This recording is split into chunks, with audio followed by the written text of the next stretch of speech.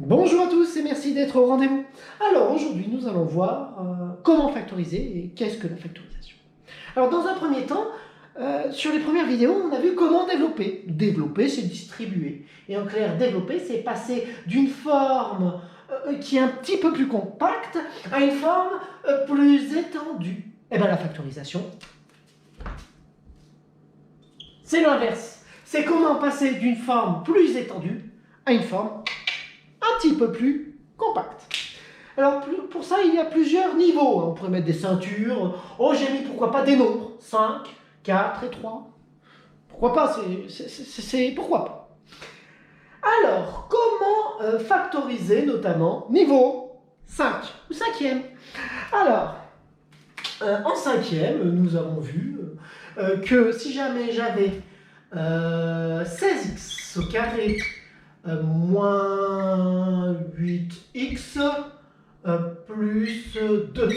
En fait, on pourrait décomposer chacune des choses comme, qui est ici, comme 16, ben c'est 2 fois 2, 4 fois 2, 8 fois 2, 16. Donc c'est 2 fois 2 fois 2 fois 2. X au carré, c'est x fois x. On continue. Moins 8, ben c'est 2 fois 2 fois 2 fois x. 8x. Plus, 2, on ne peut pas le décomposer. C'est ce qu'on appelle un nombre premier d'ailleurs. Alors factoriser, c'est tout d'abord regarder chacune des choses qui sont ici. Regardez chacun des termes.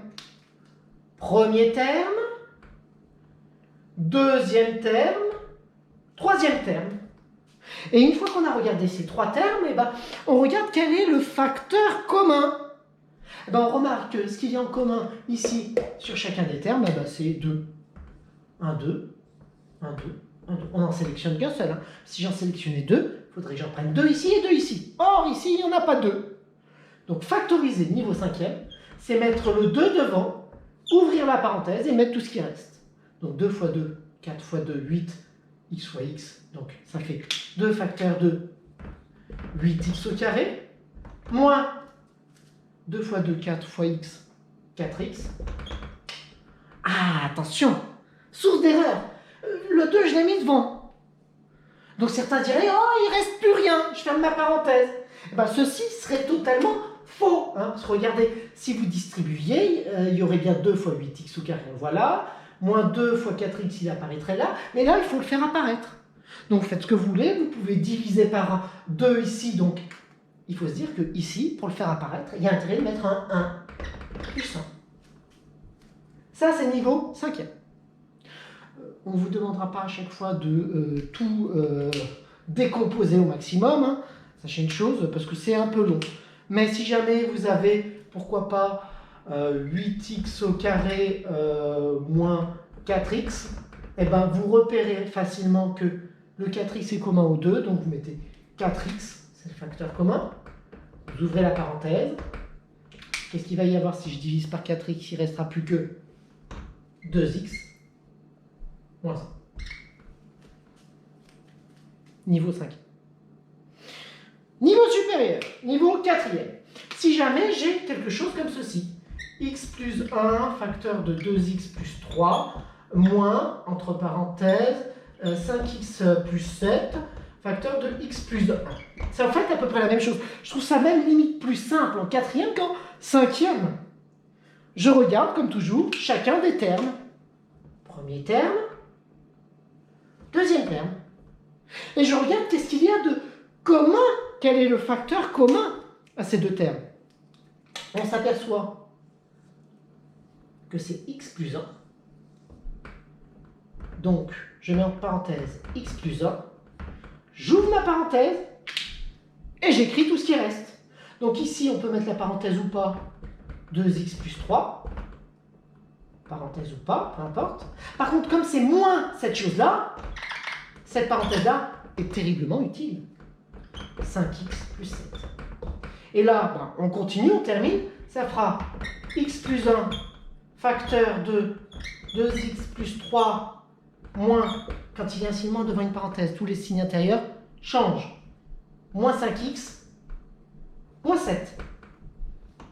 Et on termine, ça fera x plus 1, tous les x ensemble. Donc 2 de gain, 5 de perte, 3 de perte.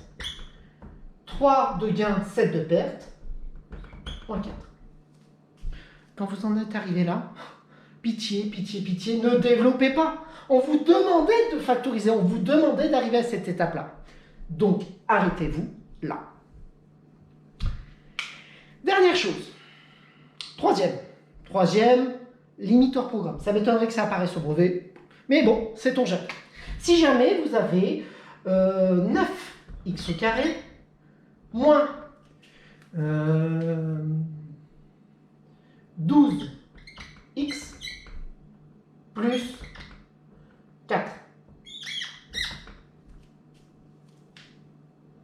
C'est bon, ça marche.